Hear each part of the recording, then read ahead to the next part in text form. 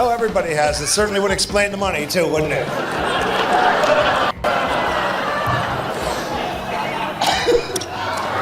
Oh, yeah. There's the line. I just crossed it. Fuck you. All right.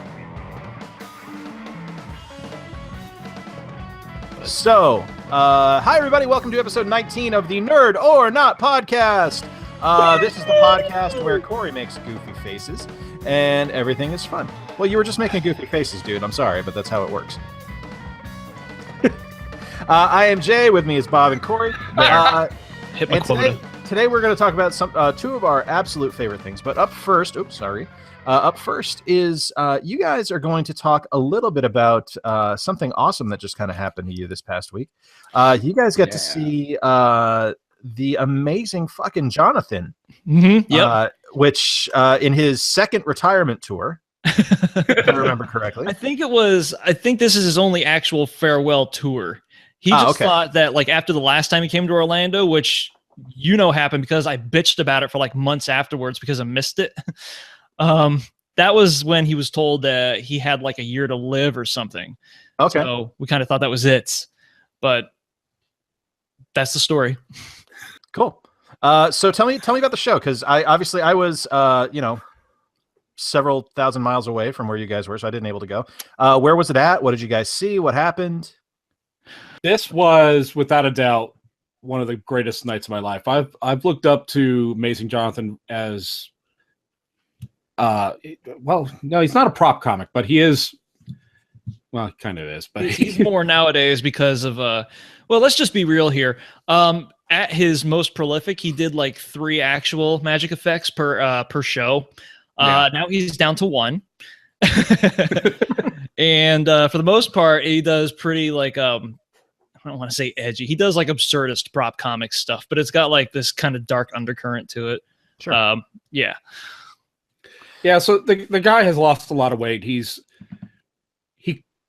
website says he's doing really great right now, but he's still really weak.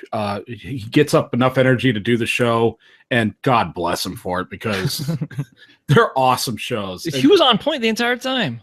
Yeah, he didn't miss a beat. He was on top every second. Yeah. We were sitting at the table of interest, basically. Okay. There were 3 comics. Like the opener was like the show, or the club owner or something, or runner. No. He's the club MC. He was at the Improv. Okay. Oh, so you guys saw this at the Improv? Yeah. Orlando Improv. Cool. He picked out a guy at our table who had a mustache, and he proclaimed him to have the biggest cock in the world. You forgot about that, didn't you? That guy was fucking funny. But I remember most of the act that I took home was when he just started bagging on Orlando, and especially how the new soccer city is, or the Orlando City Soccer. They built the stadium in Paramore, which is probably the worst place to build. You might as well have had like they had the soccer game, Hunger Games out there. You don't drive from the south side; you drive from the north side coming to that stadium. It's not the safest area. Second guy, where was he from? Dearborn, Michigan. I'm just picking a place. I don't know. I can't remember his name, which really sucks because that guy was so funny. D-Lo, I want to say. Dean Lowe. Or D-Lo. I think it was like D-Lo, like the wrestler, like D-Lo Brown. That's what I thought when I first heard it. No, this guy was like 7 foot and white. Yeah. Okay. But eggplant, like the eggplant style white dude, where they kind of talk a little bit slow and their heads are shaped like turkey thermometers. He was good. If I had more time, I would have bought one of his CDs, but we kind of like got out of there because it was getting pretty late. But anyway, then the third guy was Amazing Johnathan. Walks up stage. He looks right at me. I'm sitting. Corey and I are the first ones in line, so they seat us right in the first table, right in just to the left of the dead center. Which immediately I knew this is not going to end well. Bob literally reached his hand over like about this far and touched the stage. That's how close we were to the fucking stage. That's awesome. I could rest my elbow on the stage. That's how close I was. I kept thinking, oh wait, I'm not in show business. I better get off of it. Yeah, if this was a Gallagher show, we would have walked out of there with watermelon in our hair and not a whole lot of dignity. Well, not that we had dignity to begin Yeah, with. yeah, that's. So the show starts. I'm positioned with Corey, and Corey's sitting to my left. I'm next to the stage, and the show's just over my right over here. So I turn around, I take a drink, eat my last French fry or something, and I hear, I need somebody from the audience. I have one of my heroes just leaning over, looking straight at me. I shat myself, but I get up on the stage and I start to. You have to know his routine, which thankfully I do. I've seen it enough. And it was point for point, almost exactly what I recall. My knees were shaking. I thought I was going to fall over because I was so nervous. But then I decided just go with it, let loose, pretend you'd never seen it before. Go with his act. Make him look good. He's the star. Don't say anything witty that would upplay him. So he's doing like some of the acts with the glue in the nose, which is a golf tee. God, I can't recite the entire act because this will be the entire podcast. That was one of the new ones, the glue up the nose, because he used to do the straw. Remember pencil? That? Yeah, the pencil. You just take like one of these guys and be like, and pull it out. Yeah, that bit. Shit you used to do in middle school. Yeah. Yeah, and then he decided to take out the Windex bottle. It's like, oh, I know this one. He takes a giant swig and he hands it to me. Like, what the fuck? Go with it. And then I spit a bunch of it out right off to the side. Well, you weren't quite sure at that point if it was actually Windex, and you kind of erred on the side of caution without registering it first. But then you were like, I was very apprehensive, but I'm thinking, you know what? I'm going to go with it. See what it. Well, here's the big question: was it actually Windex? No, but it was nasty. It was some kind of flavored water substance. And who knows if he could have actually laced it with something, you know. So after the show's going, I'm going with all the routines, and I'm playing along with the finger nose thing. I think after he got angry at me at one point because well, you kept giving him like all those gummies, you know, and he was like, yeah, sorry. Well, after 5 times, shame on me. I mean, come on. I think it was like the 3rd or 4th one. He's pointing right at my shirt. I'm like, okay, buddy, I'll give you this one. I look down, he does the thing, and they said, "You gave me that one. Fuck you." So the night was cool. He gave me a copy of his DVD and one of his shirts. Corey and I both got one and got them signed after the show. That's awesome. Yeah. Blair. There we go. That's really cool. So yeah, that was one of the most awesome nights of my life. Yeah. That's cool. Oh, and the coolest part about it is we finally got to see how the lemon trek was done. You got to see it. That's right. You had a different point of view. Well, I saw some of how the trick was done. I was still caught up in the moment, so I was just going with it. Yeah. And I like to suspend disbelief. I don't like to look how magicians do tricks, especially if the magician is just doing one magic trick the entire show. Yeah. And I have the closest view to it. I was curious though, because that is like his one big legit, that's like the centerpiece of his whole act and his claim to, you know, the title of a stage magician and such. And I was like curious for the longest time about how he did it. And I'm not going to give it away because that would be like the ultimate douche move of douche moves and all that. But I was able to like follow the sleights point to point to point. And at the end of it, I was like, shit, that was a lot easier than I thought it was. Which it always is. It's like magic tricks are so deceptively simple. The best magic tricks are when they're overly complex. You end up with something like Now You See Me Too. Oh God. That's probably a good segue to go from talking about magic into movies. Car movies. So we're going to talk about movies. First up, there is some TV that just came back, and we got The Return of Doctor Who. which I am now 2.5 seasons behind on, so I have absolutely nothing to offer on this. And MST3K, which I am not 2.5 seasons behind on, and has recaptured my heart and just makes me so happy. Cryptid rap. Shit! That made it. That sold everything. The Pollen Storm written cryptid rap was goddamn glorious. And I'll find it for you, Corey. They actually made a transcript of what the lyrics are.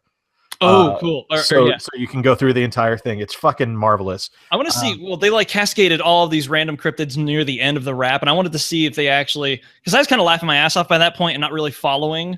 I want to know if they like indexed every single one of them, because I recognize the Tassel Worm and I'm like, Tassel Worm! Yeah, I turned on the closed captioning during the Netflix, and I was reading it more than listening at one point. It's so cool. It was. I think I know, Corey. You and I had kind of a similar reaction when it first started. So why is this show that is one set and some puppets costing so much money? Oh shit! Look at all the celebrity guest appearances that are on this. Celebrity guest appearances, and I'll tell you what else. They jumped through a lot of production hoops in order to get it to look as lo-fi as they did. Yeah. Because even the set, the puppets, the props, and everything must have set them back a pretty freaking penny. And all the old show had to do was go to Home Depot. Yeah. Yeah. Let's go on now to talk about some of the movies that are coming out this summer. And holy shit, there's a lot of them. Yeah, it's not even like a bunch of like big event movies, but a ton of like little smaller ones, maybe B level, that are really fucking interesting. Yeah, so I think Bob, you posted the list of the coming soon attractions on IMDb, and I want to kind of have everyone pull that up and let's look at it and see if there's anything that's kind of standing out for May as we go. And oh, by the way, May the 4th be with you. Happy Star Wars Day, everybody! As we were recording this. If you are watching this after, shut the fuck up. If we're watching this after May the 4th, just still happy Star Wars, whatever. Just have fun. I don't even watch Star Trek.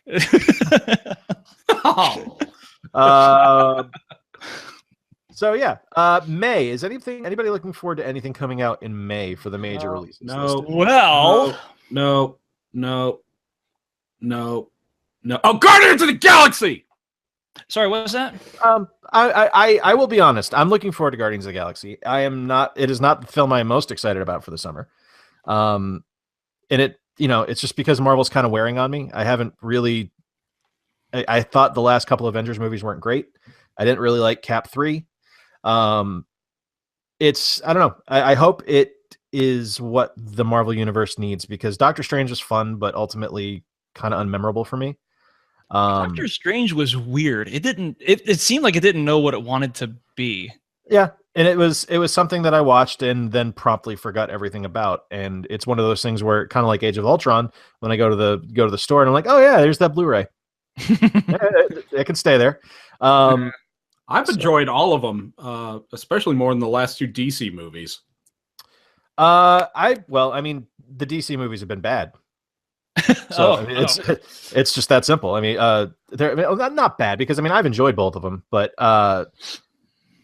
they're definitely a different feel than the Marvel films. But the Marvel films are all, to me, following the same kind of formulaic structure. There's conflict, there's some laughs, and then there's absolutely no consequence in the film. Congratulations, you just described comic books. Yeah, I know. And anyway, yeah. There's no threat. Like there hasn't been a memorable villain in a Marvel film to me since the Mandarin. Like, and say what you will about him. He's memorable to people for different reasons. Well, he's memorable because of movie Magic Lab, baby. Yeah. He's memorable because to me, he was wonderful. I fucking loved the Mandarin, but I can see why some people didn't. It's purists mostly. I thought it was great, and I think that's why a separate universe. I think that's why the MCU has to exist as a separate universe from main continuity. Basically, that it is just a much bigger budgeted Ultimates universe. And Marvel does what Marvel does over here in the comic books. The funny books are the same. Having the Mandarin be a political plant from a terrorist organization, I thought was fucking great, and Ben Kingsley pulled it off with like way more aplomb than a lot of actors half his age could have mustered. I'm pretty convinced. And yeah, it was a Shane Black sort of move, But would that movie have been as good as it was without it? No. That's why that one sticks out in the Iron Man franchise for me, because it was the bravest one. Oh, it was my favorite Iron Man. I mean, by far, which is why me saying he's the most memorable villain for me lately is not a stretch. I loved Ant-Man. Yellow Jacket was terrible. Yeah, that's true. Yellow Jacket was Ironmonger. That's all it was. It was just a retelling of Iron Man with some more jokes. Yeah. Guardians, to me, I love Guardians. I've watched Guardians probably 30 times. Ronan's awful. Ronan's no threat whatsoever. It's it's like, oh yeah, okay, well, all right. How to pick him though, man. Ronan wasn't exactly present in a lot of the comics too. No, and this is where the problem comes in for me with and why DC is going to be probably ultimately stronger than Marvel in the long run, because Marvel doesn't own their best villains. Yeah. They don't have Magneto, they don't have Doctor Doom, they don't have half of the characters for the cinematic or for the not the cinematic, the cosmic universe. Yeah. Like I think the Thor's coming back though. Well, maybe we'll see. Pretty much everybody who's gotten their hands on Thor have like tanked it. Yeah, but it's Fox. Fox hasn't let any of that stuff go.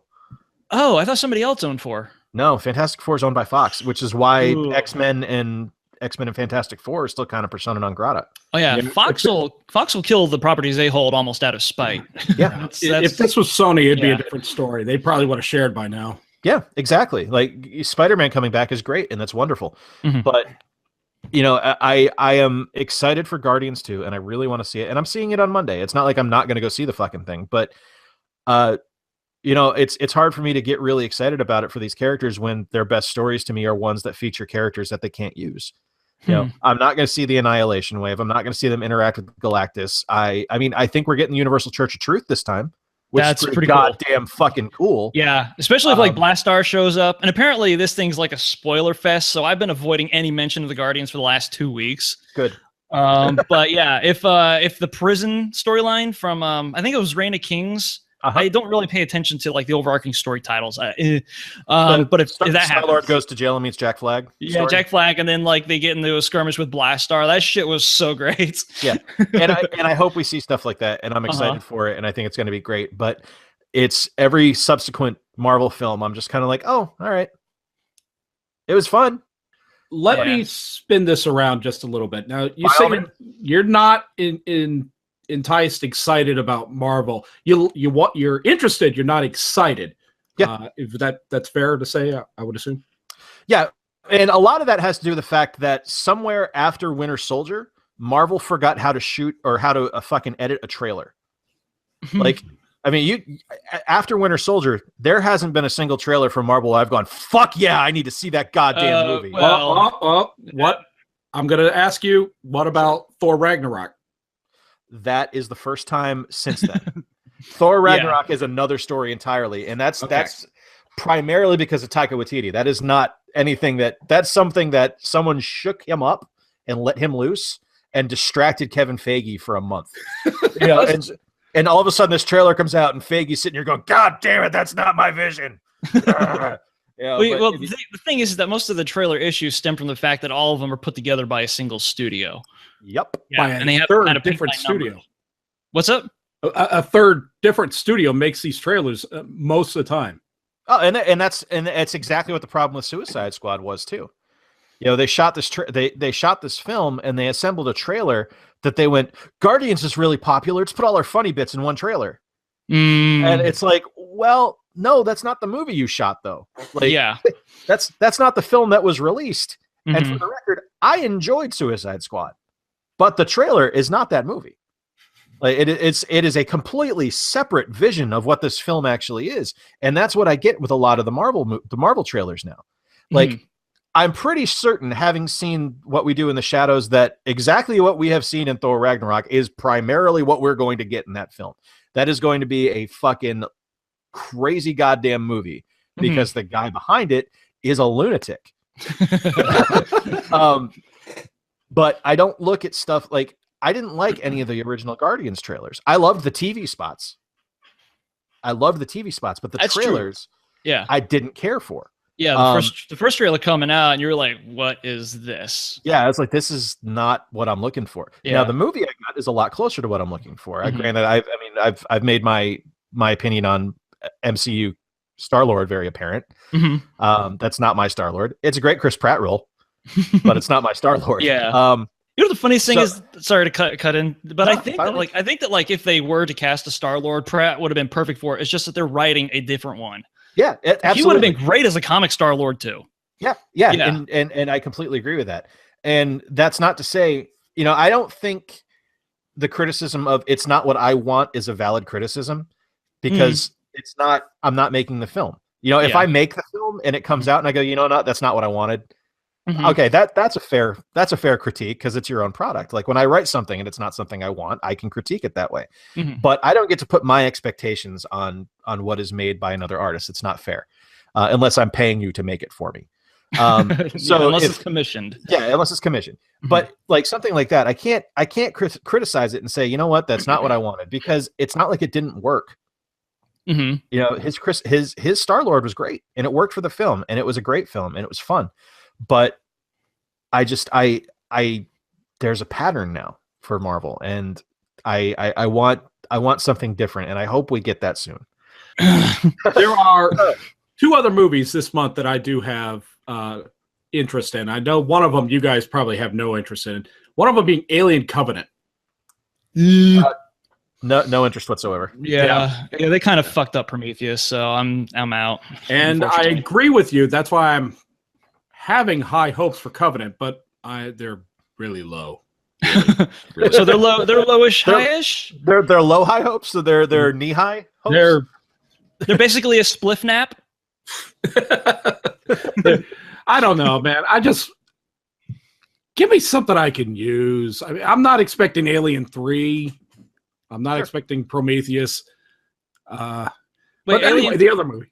do you mean like Alien 3 in the derogatory sense, or Alien 3 in like this was a really underappreciated early David Finch flick? I'm one of the few people that liked Alien 3. Everybody shits on that movie. I think it was innovative and the story was good. It was. That's just me. That shit gets underwritten like crazy. And here's where I'm gonna push the wall even further, like full on Time Bandits.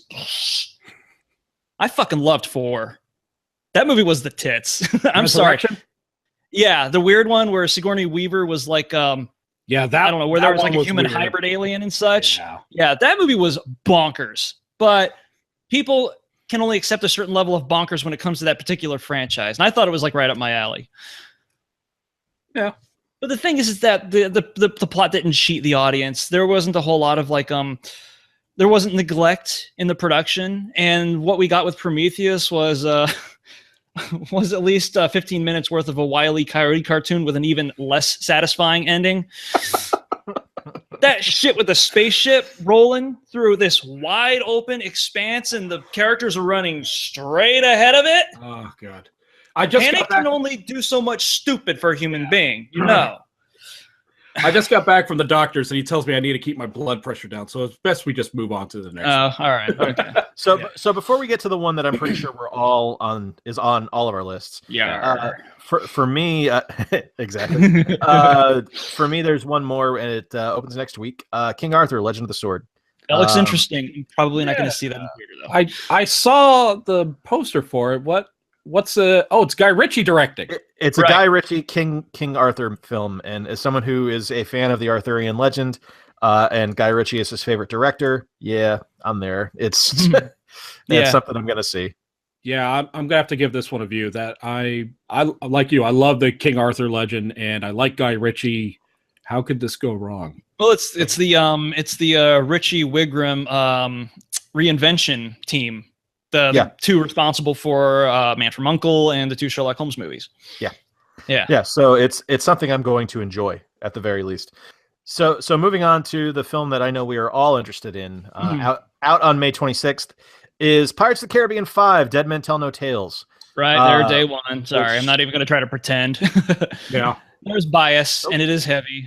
I even like 3 for what it was, even though technically speaking, it was kind of an example of the creator's steam running completely dry. Oh yeah. But it's fucking. I'm excited for this one. I think it looks fun. I'm glad Jeffrey Rush is back. Barbossa is my favorite character from that franchise. Yeah. So well, he's certainly seen being most there of makes me happy.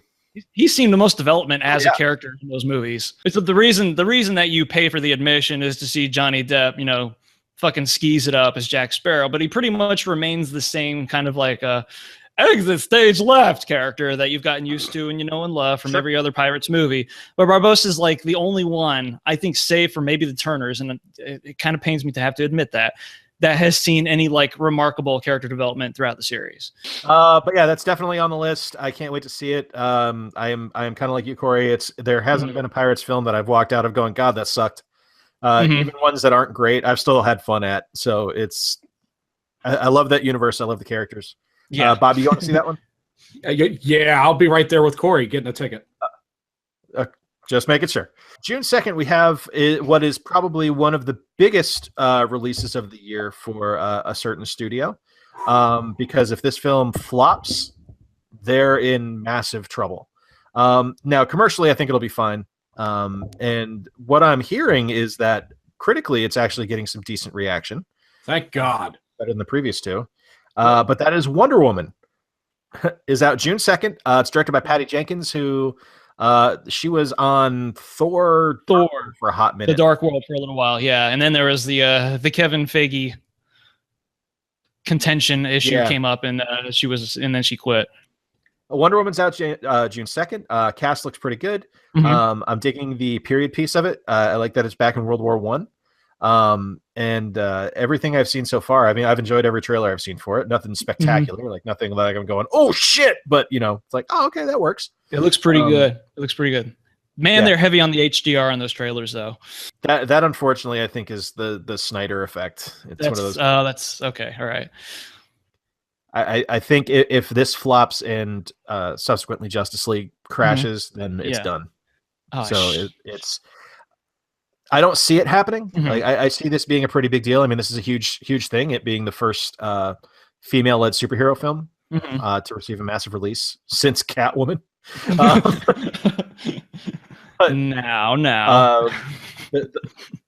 The fact that DC got this out the gate in 3 years and Marvel still doesn't have one out yet. Is that's kind of a cool move by Warner Brothers. So it was a long delayed, but not necessary. I would say a needed move, because Wonder Woman, as one of DC's most recognizable properties, that was a really large question mark hanging over that studio for a long fucking time. And I mean even as far back as the Tim Burton Batman stuff. Like, would this one be next? Anything else June 2nd that is coming out? I mean, the only other thing I know of note I see is Captain Underpants, which I've never read the books, but props to the fact that there is a character called Captain Underpants. Victor loves the books, so there's that. I kind of want to go see that one at a MacGuffin's and get like the tallest, get like the stiffest drink they have and just sit there drunk as shit watching Captain Underpants, so that everybody that comes into the theater walks out with way more questions than they came in with. Perhaps not relevant to the movie. Sounds like one of our podcasts.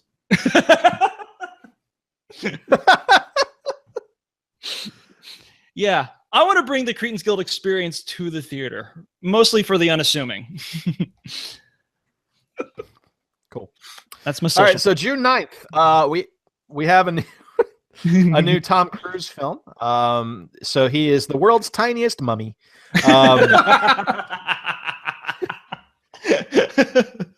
So I'll be closer to the Fiji mermaid. Honest, I have absolutely no interest in this film. The Brendan Fraser ones are perfect. That's it for me for June. There's some films I'm sure I'm going to be dragged to by my son, like Cars 3, which Cars 3. And we'll probably see Despicable Me 3 as well, which I'm cool with because I've actually enjoyed those films for what they are. But that's about it for me. Like there's some other stuff that I'm at least familiar with, but not really interested in. Although The Hero looks really interesting. The Sam Elliott film. Oh yeah. That's the one where he's basically playing himself. Yeah. It looks really interesting, and Sam Elliott's amazing. So Sam Elliott's great, and it's a movie about movies. Okay, so in that case, moving on to July, kicking off again with another tentpole superhero film. July 7th, we got Spidey Homecoming. Yes. Now, is this a theme that they're doing? Let's kick off the month with a comic book movie, or do you think this is clever, just coincidence, or is it clever release dates? Fuck it, line them up. I don't give a shit. So, seeing as how Marvel and DC kind of do this dance of what is going to open up against what, like they play chicken with each other, to see who's going to flinch first. I am willing to bet that this is something where, you know, someone from Marvel called someone from Warner's and said, all right, you guys take June, we'll take July. Okay, is that fine? And then, you know, so fine, whatever, okay. And, you know, that's how we get June 1st or May 1st is Guardians, June 1st is Wonder Woman, July 1st is Spider-Man. You know, first week of we get that. So I think Spidey Homecoming is going to be fantastic. Yeah. This is one of those this is one of the kind of like Thor Ragnarok, the exceptions to the rules for me that I've really enjoyed the trailer. Yeah. The thing that bugs me about Spidey so far is in most of the posters that they've released, he's holding onto stuff, like gripping it like this instead of just sticking to it. Mm-hmm. And for some reason in my nerd brain that's going, no, God damn it.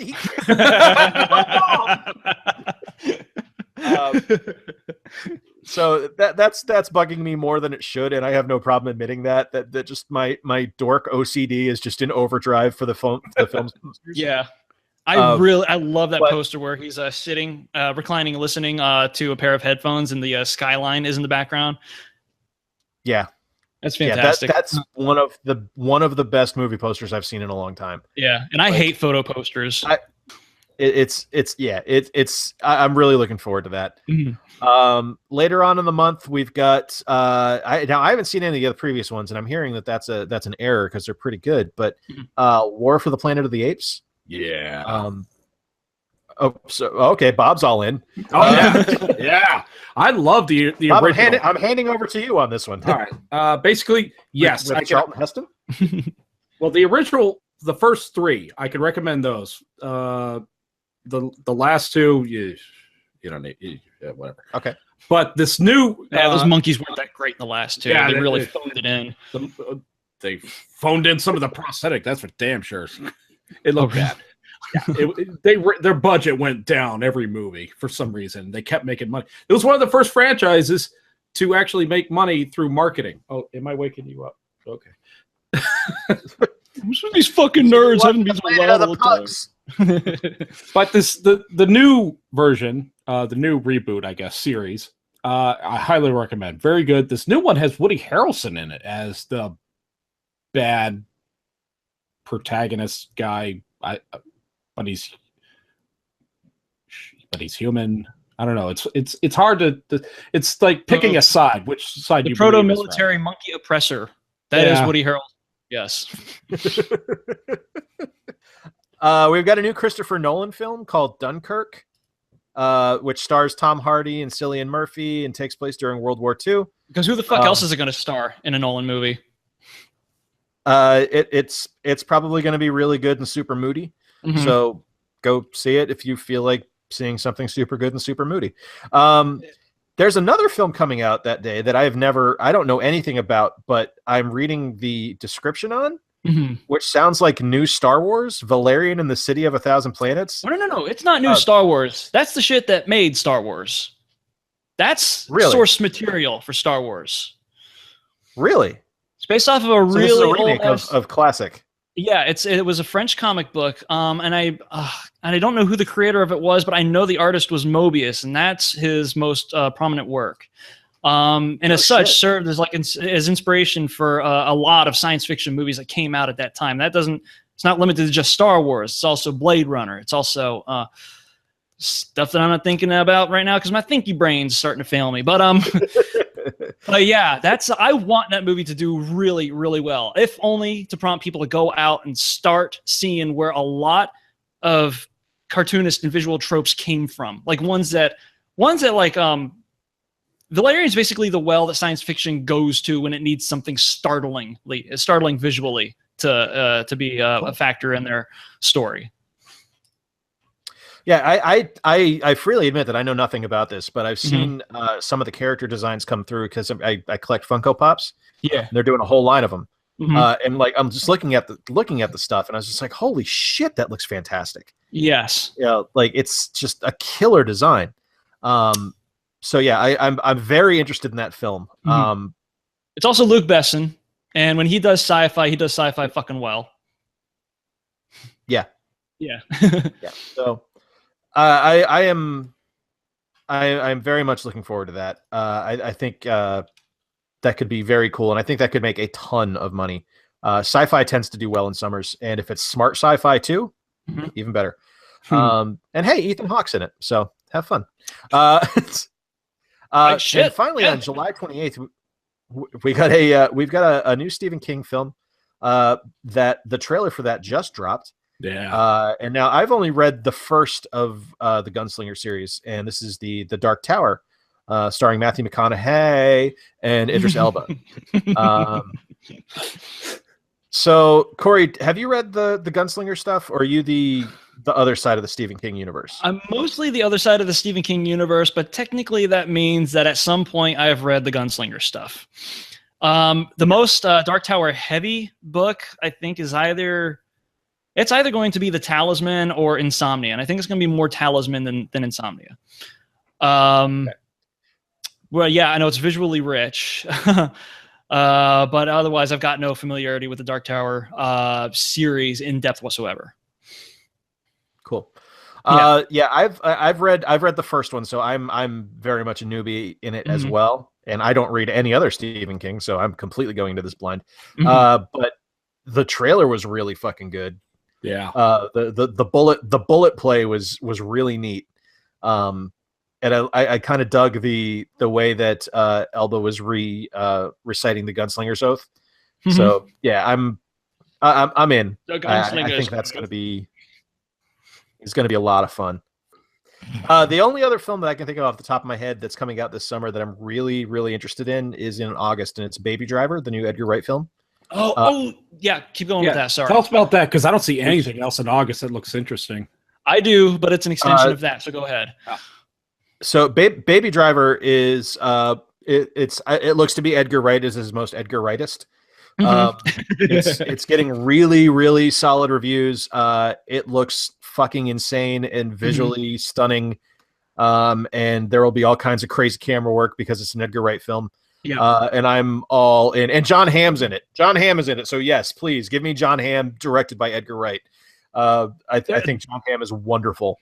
It's got a beefy fucking cast. Yes, it does. Yeah. John Hamm could be a halfway decent Hal Jordan. A little old, but I don't know. I could totally see that. I don't know. Because he's just douchey enough, or he can play douchey enough that he'd be a really good Hal. Anyway. Then again, Baby Driver looks wonderful. So there's that. And kind of parenthetical to Hollywood taking on like more outrageous crime movies or outlandish crime movies. There is something that the director of, I believe, the first John Wick movie is coming out. It stars Charlotte Johansson, called Atomic Blonde, which looks like a lot of the same neon-soaked hyperkinetic bullet play, and a little more martial arts in this one. Probably a bit more punchy, kicky than John Wick is. But it's got like stylization for fucking years on it. And it's kind of the same way. If that's coming out in the same month as Baby Driver, like cinematography freaks are going to be well fed for a long time to come. That is July 28th. That's July 28th. So they're kind of bookending. Okay. Or segging into the next month. That looks like a fucking, like a sound and fury of a visual quality for a movie. So that's another one I'm totally on board for. Yeah. All right. So Bob has a good question in our show rundown, and I want to ask it because I think there's some good stuff there with a follow up as well. So, what trailer ever got you the most hyped for a film, and did the film live up to expectations? God, there's been a lot of trailers that made me run to the box office. One of them, I'm not too proud to admit, was Independence Day. You could say that didn't live up to its expectations. No one's gonna blame you. No one's gonna blame you. It's it was a spectacle movie. It was a spectacle movie, and it got people to the theater. You know what? Yeah, Brent Spiner was in it. Well, And- yeah, yes. I'm sold. Yeah, I'm Data. Yeah, get me in. I'm online. When Star Wars prequels were announced, I get Star Wars in my generation. My dad got the original trilogy, and I'm getting my own Star Wars. This is going. How is this not going to be awesome? Let me count the ways. Yeah. No, that episode 1 trailer, I remember seeing that and just going, oh my god, like when Duel of the Fates first hit, Yes. like, it's like, holy shit, this is going to be incredible. And then I went to saw it and I went, okay. Well, that was a student film version of Star Wars. It wasn't like, I have a more forgiving opinion of the prequels just because I am without a doubt 100% a Star Wars apologist. Mm-hmm. But episode 1 is not a great film.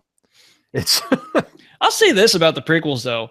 For a sequence of movies that get bagged on as mercilessly as they do, we sure do remember the titles of the songs used in the movie or the tracks used. We sure do remember who was in them, and we sure do remember what happens in pretty much every single one of them, for better or worse. I think 3 might not fit the last factor, but I think that leans more towards we wanted them to be so good. We wanted so much out of these movies, and the first one was such a disappointment. The second one, I don't know if you guys agree, but I think it was worse. And the third one kind of redeemed it, but it still wasn't up to what we, in our nostalgia factor, considered Star Wars level of quality. We can safely call them all disappointments because nothing that Lucas did was ever going to live up to the first 3.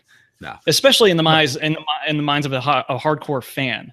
But even casual appreciators of the first 3 movies knew what they were, and that was like a leap forward in production and directing, or at least directing intent. I don't know, for lack of a better phrase. No, there's a fancy phrase for that. Mise en scène. That's it. Nothing else could have done that because those films were 100% innovation. If you were to take them at like screenplay face value, they're turds. Like, I mean, they were like reconstituted space operas with like little else built on top of them. I don't agree. Having seen all of those films so many times, I think 1 is by far the worst of the prequels. The only redeeming grace for number 1 is Liam Neeson, who is just goddamn glorious as Qui-Gon. Pardon, the Nissons. Yeah, please. The Neesons. Yeah, the Neesons. And I think a lot of it also has to do with the fact that I have seen all of the Clone Wars animated series. That bridges so much of the gaps between 2 and 3 and makes 2 and 3 better films. So it's by virtue of itself, though, right? Not necessarily, no, because there are things that happened in the prequels that are expanded on in the Clone Wars series where it goes, oh, okay, well, there's more background there. At least I understand it more now. So it's kind of getting a director's cut, for lack of a better term. Yeah, the Clone Wars were awesome. The Clone Wars series is absolutely fucking fantastic. They made Jar Jar likable, like not a joke. Like, yeah, he became an actually interesting and integral character in the few episodes he was in. So yeah, there's that. For me, so I was going to use episode 1 as my holy shit, I have to go see this. I can't wait to see this. Oh, that was a letdown. But since Bob stole that, I will go with for my letdown film, probably the first Transformers trailer. Because I saw that and nostalgia just went into overdrive and I was like, oh my god, it's fucking Transformers. And I went and saw it, and it was very much a case of walking out of the theater going, oh my god, I saw a Transformers film. And then 20 minutes later going, what fucking happened in that movie? Why am I excited about this film? Yeah, to wait for the nostalgia adrenaline to go down. Yeah, hey, exactly. Those rose-colored glasses had to be thrown away. Remember that one scene where Bumblebee was trying to hide from the family by getting underneath the house? Yeah, I do remember that. Because it didn't even fucking happen. He can turn into a car. What the shit? Yeah. Yeah. He could have hit in plain sight next to the fucking curb. Why, Steve? What point was there to that? But for trailers that got me hyped beyond belief and paid off, Man from U.N.C.L.E. Like, I remember when Corey and I first saw that fucking trailer and just sitting there like jaw agape and how gorgeous this film was, and like looking at you going, yeah, we're seeing that fucking movie. And yeah, that movie's goddamn perfect. Like, yeah, I love that film. That was that book was judged duly by its cover. Thankfully, it had a decent page count too. So yeah, I don't like. How about you, Corey? I don't like going all in on trailers. I mean, I try not to, but you know what's happened.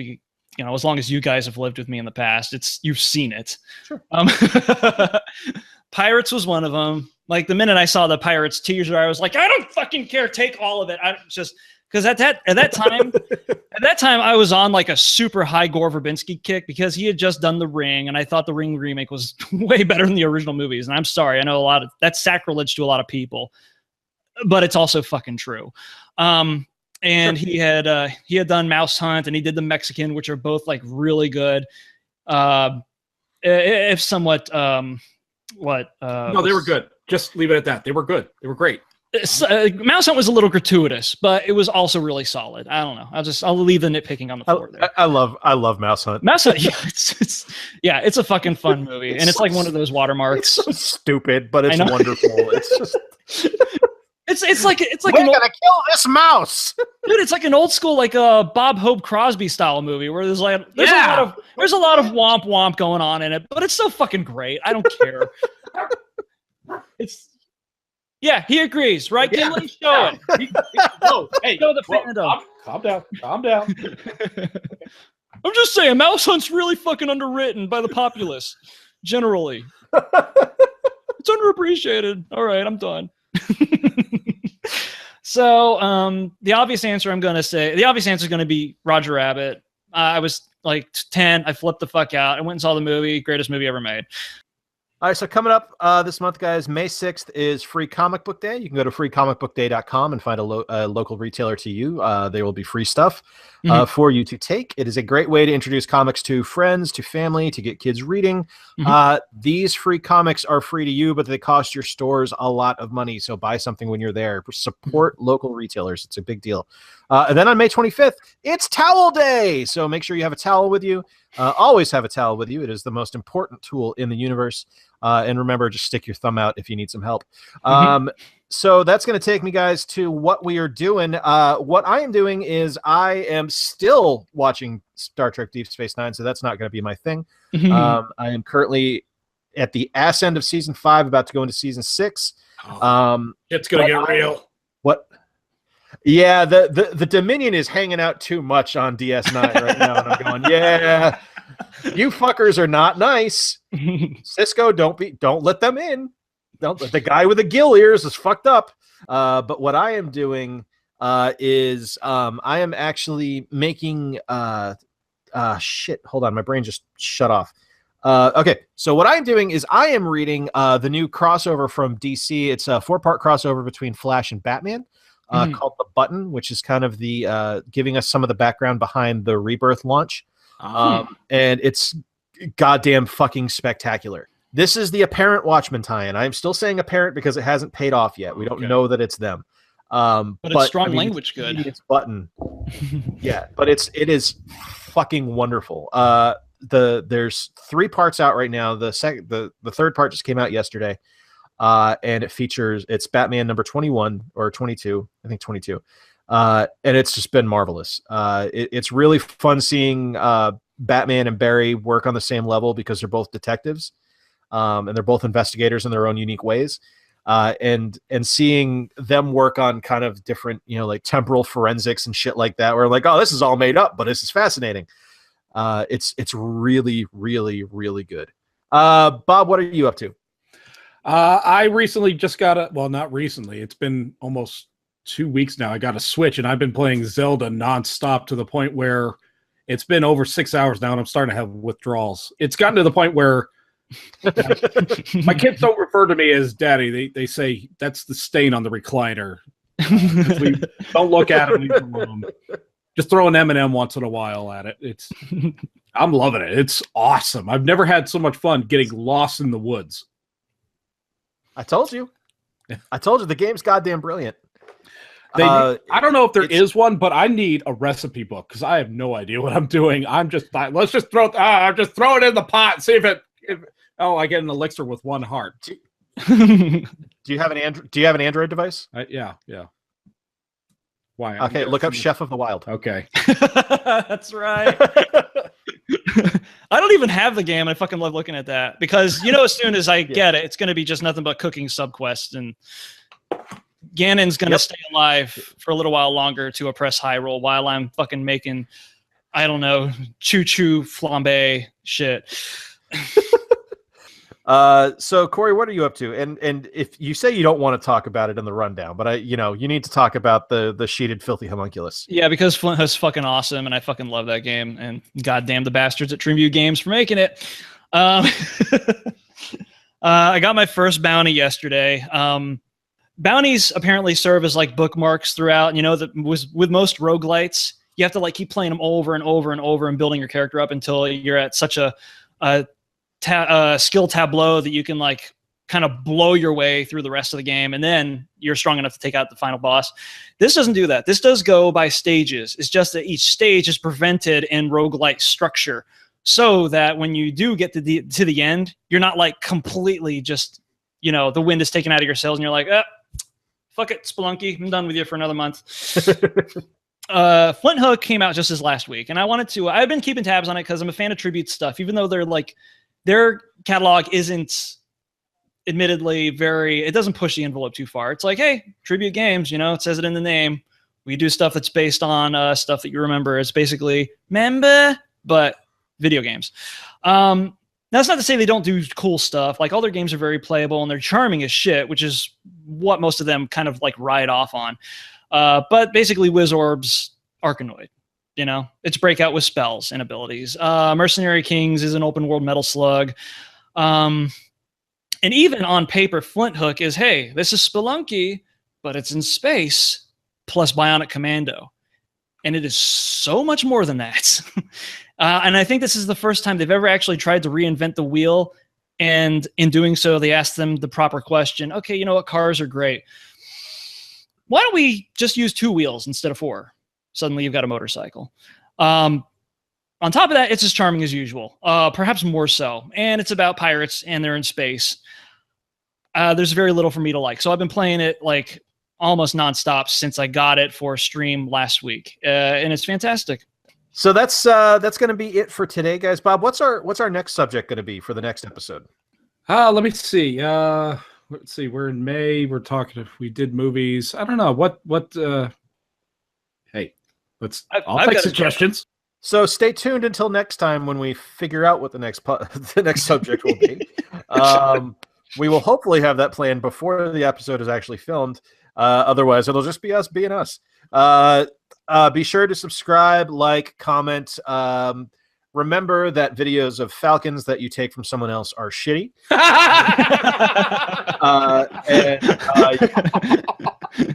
You're bitching about a giraffe being born, making a comment on that makes you a bad person, and you really need to find something better to do with your life. You're a shit stain on the world of humanity. Be sure to find us on social media. Search for Cretans Guild, either with or without the spaces, and use the links below in the description to follow us. Please do comment. Tell us how I'm a bad person. And remember, tell us how freaking awesome Jay is, because he's the awesomest guy. Awesome. I'm running with it. Awesomest guy on the planet right now. It's popular usage. You're in territory. Yeah. So, and if you don't like the fact that we make jokes and we are constantly in bit mode, especially when people are sending thoughts and prayers to a fucking giraffe, you're a dumb shit. And you need to find a better fucking hobby than posting videos of falcons without sound, because seriously, and the fact that you're posting these and then bitching about someone flying a drone around, seriously, go fuck yourself. You're a dumb shit. And I'm saying this now because Bob asked me not to comment on your videos, because trust me, I was ready to put your ass on blast. It's seriously, like, how disrespectful is that to the giraffe anyway? How do you know he even appreciates or she even appreciates your thoughts and prayers? What if she's Baha'i? You know? You know what? Everyone knows giraffes are atheists. That could be that's definitely a possibility. And frankly, you're going to send me thoughts and prayers as an atheist giraffe. I'm going to take a 10-foot dump on your head. Yeah. No, it's just how it works. And by the way, I don't even think giraffes speak English. I mean, possibly Tagalog. English is definitely a non-starter for them. So they speak Filipino? Yeah, totally. Oh, man. So I think that's a good way to end the show. Enjoy your Filipino giraffes. Bye, everybody. Thanks. Oh,